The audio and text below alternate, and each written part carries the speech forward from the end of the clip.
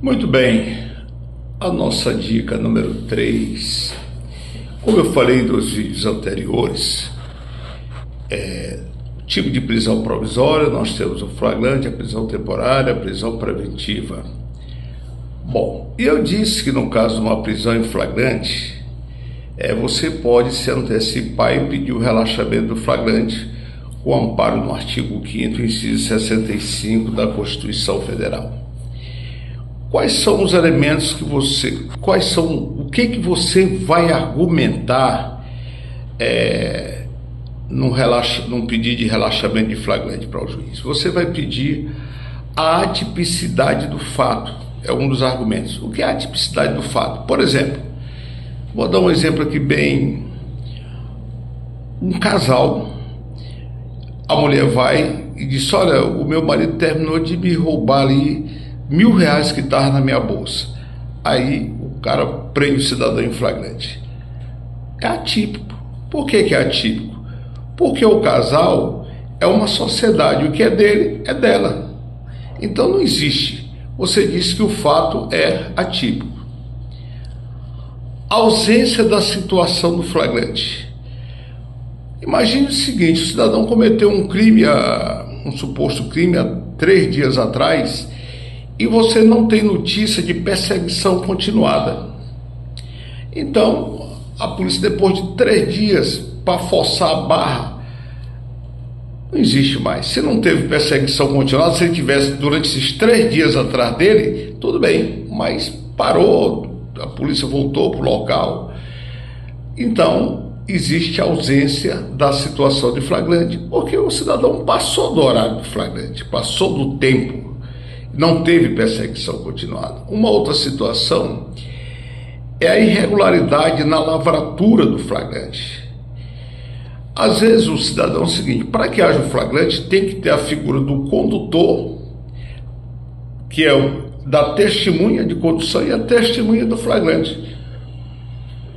O cidadão chega, ele comete um crime e ele mesmo chega na delegacia, se apresenta espontaneamente.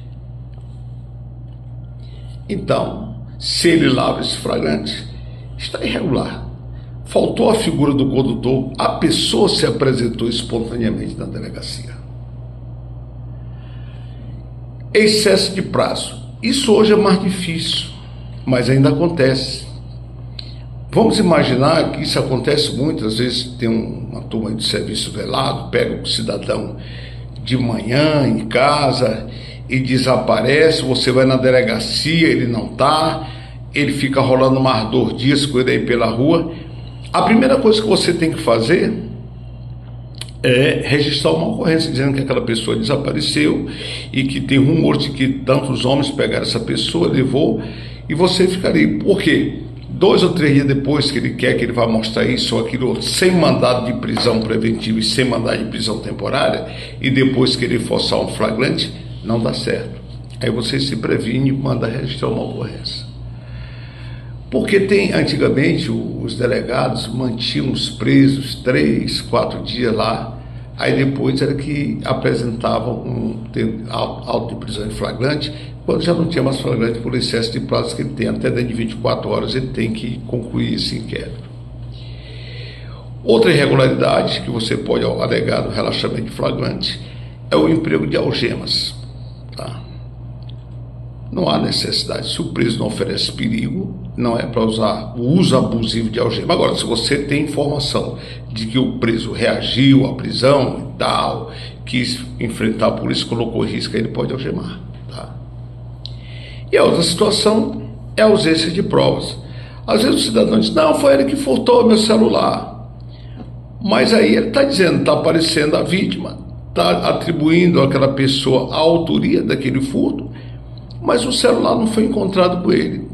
Falta materialidade, que é o celular. Mas se mesmo assim ele força a barra e decreta, e lavra o flagrante, existe ausência de provas.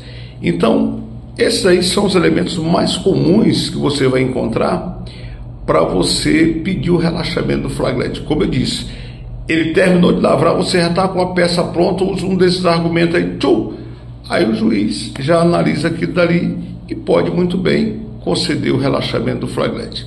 No nosso próximo tema, nós iremos falar como você pedir a liberdade provisória.